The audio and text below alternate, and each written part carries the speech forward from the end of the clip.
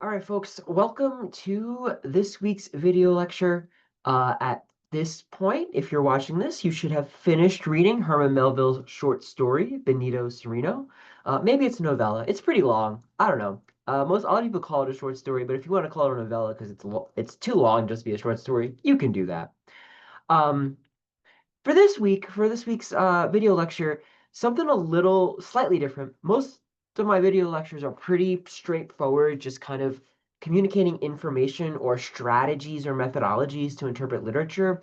This video lecture has a little bit of an argument or a thesis statement that it's putting forward.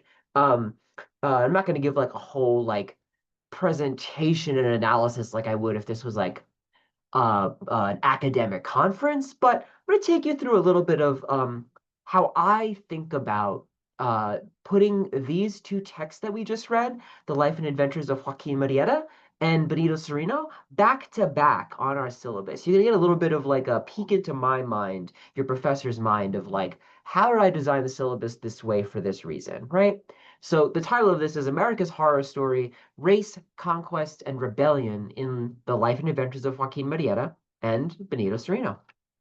So working backwards, or in fact, before even working backwards, um, opening question for you. So pause and answer this question. At what point in Benito Cereno did you get it? And what I mean by get it is like in its full specificity that you understood that, oh, there was a slave rebellion on board this ship and the Africans have taken control of the San Dominique. Um, maybe like one step before that, like maybe you didn't know that or you didn't get that it was a slave rebellion, but like the moment where you were like, oh, I get it. The black people on board this ship are actually the ones in charge. Like, so pause the video and narrate your experience as a reader. At what moment did you get it? Right. Okay. And then continuing on, we're going to work a little bit backwards. So Benito Cereno, then Joaquin Murieta. So we talked in class about how Benito Cereno is fits the mold for a few different very related genres.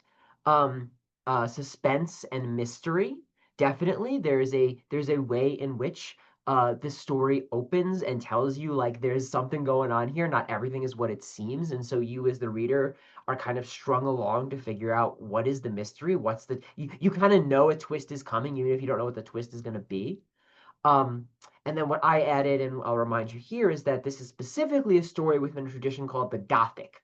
Um, and that in American literature, which is slightly different from the British literature tradition, which is a longer tradition of Gothic lit, in American literature, Gothic literature is inextricably linked to race.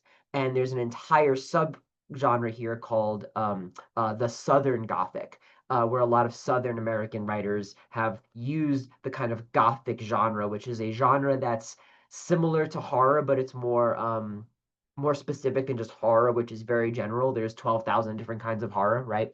Gothic refers to a certain kind of horror that is invested in what's called the grotesque. Um, Imagery or affects or feelings that don't necessarily gross you out like you want to vomit, but like just take you to the edge of what is not acceptable, but what is like within the realm of the kind of normal spectrum of experience, that pushes you towards those disgust or disgust adjacent reactions. Um, and gothic is usually think if you want to think about horror in terms of creepiness rather than like jump scare, right? So gothic is where there's a creeping sense of danger, a creeping sense of often haunting. It's why the Gothic works so much for Southern literature, in that the Gothic is inextricable from the idea of haunting. What is it that haunts us? In America, it's racism, right? And so Benito Cereno is drawing on the grotesque in Gothic literature, and it does this through, as we talked about in class, descriptions of the setting as being very gray and dreary, comparing the ship, the Saint Dominique, to a whitewashed monastery. saying that from a distance, the black people on board the ship look like friars, right? This kind of European castle monastery, cloaked figure imagery, like mysterious, possibly dangerous, right? This kind of mood, think of Gothic as like a mood setting, right? Um, and then where this comes up is something that is classically Gothic and horror is the shaving scene, because again, unlike kind of even contemporary horror films where that shaving scene might have been far bloodier and far more like um spectacular, it's much more subtle and it's much more it's frightening in its subtlety. Um and the thing about that shaving scene that I want to say is a kind of window into thinking about Benito Cereno as a whole is that as a mystery story, one of the kind of hallmarks of a mystery story is um, the way you re-experience it. So reading the shaving scene again when you know the ending of Benito Cereno, where you know that actually the whole time Babo is in charge and there's been a slave rebellion on board, this is actually a scene, right? There's that moment where Delano says, "I could not help but imagine the white and the black, that one was the headsman and one had his head on the block." The headsman and the head on the block, meaning on a guillotine, right? That at any moment in that moment when Benito has his head in the basin and Babo has a blade to his neck. That is a moment where Babo holds all of the power to take Benito's life, right? And so that shaving scene is not fully understood when you encounter it as a reader, but once you know the ending, you can re-narrate that shaving scene as this moment of profound threat, right? Of Babo holding a knife to Benito's throat and saying, "You better not reveal the secret," right? That is a threat. Um, but it's a threat that is not over the top. It's just a shaving scene. That's Gothic. Okay, so why does the story work as a suspense, as a mystery? And it works precisely because it is a third person limited point of view focalized through Amasa Delano. And there's a lot of things to talk about with this, but to keep the lecture short, the one point I want to focus on is Amasa Delano's what I call liberal racism and the way that he is racially illiterate, the way that he cannot read the racial power dynamics on board the San Dominique. And so we pointed out in class the ways in which for Delano, he's not your over the top um, like terrible racist who like thinks black people should be subjected to horrible physical torture. Um, he's what I'm calling a liberal racist. He says, you shouldn't treat Atufal that way. He's noble. Um, but he thinks of black people essentially as like cute pets, Newfoundland dogs. Um, they're good at serving white people. They're congenial. They are happy. They're nice to be around. But ultimately, they're less than white people. They're not full, complex human beings. They're like Newfoundland dogs. Um, and again, he's not out here doing all the horrible, torturous things that we knew happens to black people under slavery. But he thinks of them as subhuman in this way. And because of that, Delano cannot perceive, cannot even imagine that black people could have the intelligence to be in charge on this ship. It is not, what makes Babo dangerous is not Babo's physical prowess, right? Atufal is the big, strong black person on board. What makes Babo dangerous is his mind, his brain, his head, that the end of the story calls his hive of subtlety. Babo is dangerous because of his intelligence. He is quite literally the mastermind of the white master. And Delano, precisely because of the strain of racism that he has, cannot imagine the intelligence of black people because as much as he sees black people in this good light, he sees them as less than, as subservient. And because of their subservience, he cannot imagine Black people as having the intelligence to successfully orchestrate the entire performance that he is seeing on board the Sam Dominique. And because he can't imagine it, he can't see what's right in front of his face. Once you know as the reader that what's going on board is a slave rebellion, every single scene that doesn't make sense to Delano makes sense to you. When the white child is hit by the Black child with the butt end of a knife and starts bleeding, it's because the Black folks are in charge. When the white sailors are trying to catch Delano's eye and communicate something to him, it's because they're trying to say, hey, not everything is what you seem, right? When that older Black man takes the knot out of Delano's hand and throws it away, it's because there's something important in that Delano can't see. Every time Babo interrupts, the timing is he interrupts right at the moment that Delano's questioning might get Benito to reveal something about the slave rebellion. And so all of those things make perfect sense if you simply assume that the Black people are smart enough, that Babo is smart enough and capable enough and autonomous and independent enough to be in charge of this whole thing. But Delano cannot imagine it. He cannot see it. And so the specter of this story, this gothic horror is, and I want to make this clear, is not Babo. It's anti-Black racism. Because without anti-Black racism, Delano would have absolutely known what was going on. The danger, the thing that puts Delano in danger, is his own racism. Not only that, but we cannot reckon with this story unless we remember it is a story of a slave rebellion, and these Black people on board were enslaved. Babo has no reason to be violent if he is not violently kidnapped and enslaved. All of the violence that happens on board the Sam Dominique comes from the fact of the system of slavery. Without slavery, there is no slave rebellion.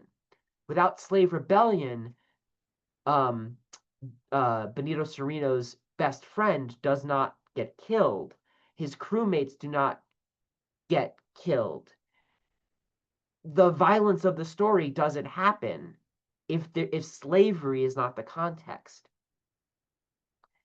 So that is how we want to think of, that is how I'm going to argue we should think about Benito Cereno. It's a story of the way that anti-Black racism and the system of slavery produces a Babo who leads a slave rebellion and puts Delano in danger precisely because Delano's racism does not allow him to see the rebellion in front of him.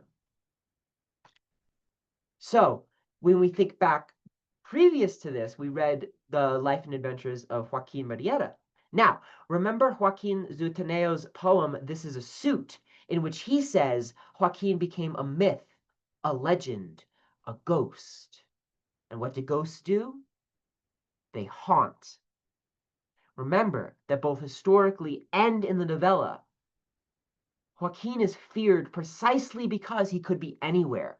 People didn't know where he was. He disappeared into the shadows after committing whatever it was he was committing in terms of stealing horses or property, etc.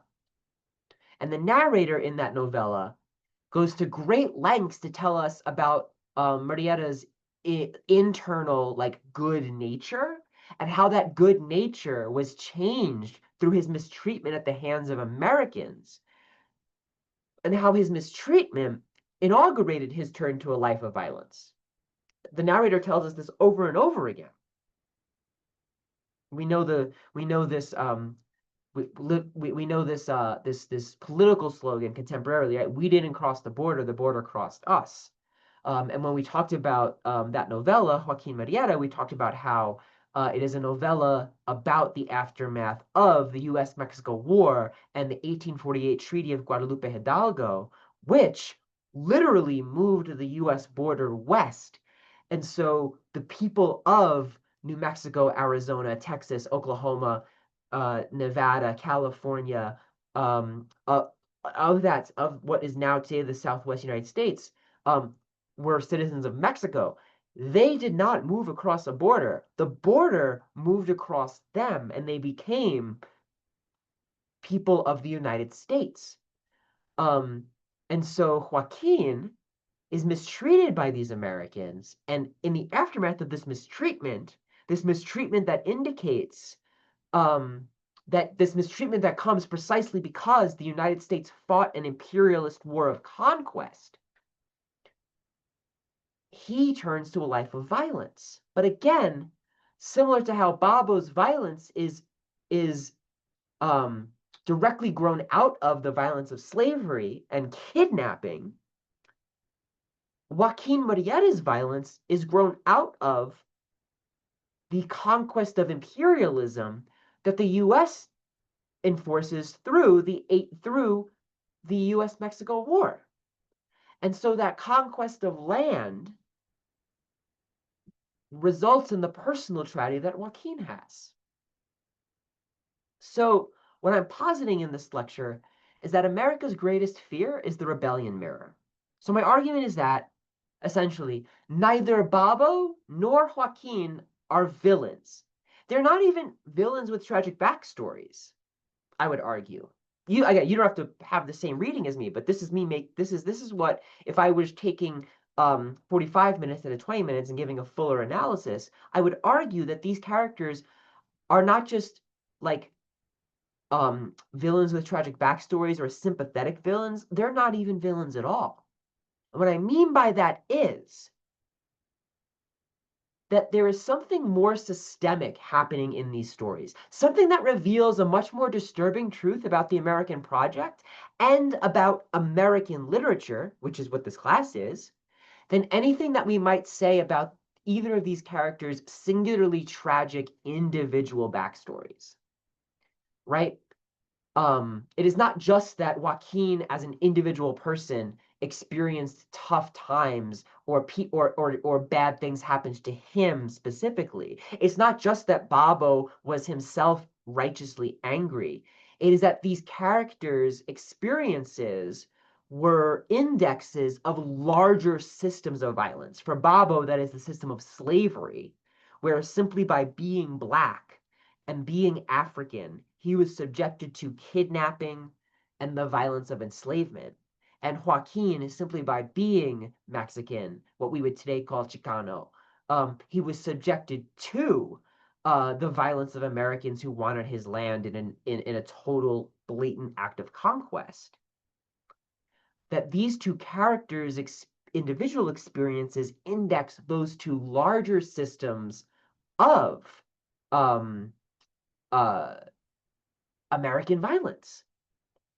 Um, and so for me, what I posit in at this moment in the American Literature Survey is that what American literature itself records, one of the things it records, is that baked into the project of America, right? If we think about back to the beginning of the semester, that America is this project of this unfinished project that is in the process of being made, right? Whether it's Royal Tyler in The Contrast asking what makes America America, what makes American literature, or it's Walt Whitman saying we need a new poetics that is truly American distinct poetry.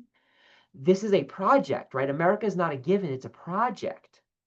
And the things that make that project come to fruition are the violences of imperialist conquest and the warfare and indigenous genocide that go with that, and the system of chattel African slavery that involves literal kidnapping, mass sexual violence, corporeal violence in order to exploit unfree labor to build the entire economy of what will become a global superpower.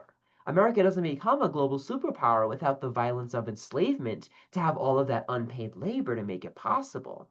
And so the very things that make America possible, the acquisition of land from sea to shining sea, and the building up of the economy that would become a global superpower, the very things that make those aspects of America possible are these massive systemic violences, not just prejudice, not just bad feelings about people who have different skin color, but violence. And Babo and Joaquin represent that violence returning back onto the very systems that produce them. And so, to put it simply, America's greatest fear is that all of the violence that it has done to racialized and marginalized others will come back onto itself. My closing question then, both Joaquin Murieta and Benito Cereno, the fictional stories, end with legal depositions. They end with legal witnesses giving testimony, evidence of crime. And so my closing question is, what do you make of the fact that these two stories, written by two very different authors about very different plots, fictional plots, one based on a real story and one inspired by real slave rebellions, but not based on a single one? What do you make of the fact that both of these very different stories end with the law? So that's this week's video lecture. Thanks for coming with me on this ride. And looking forward to where we go from here.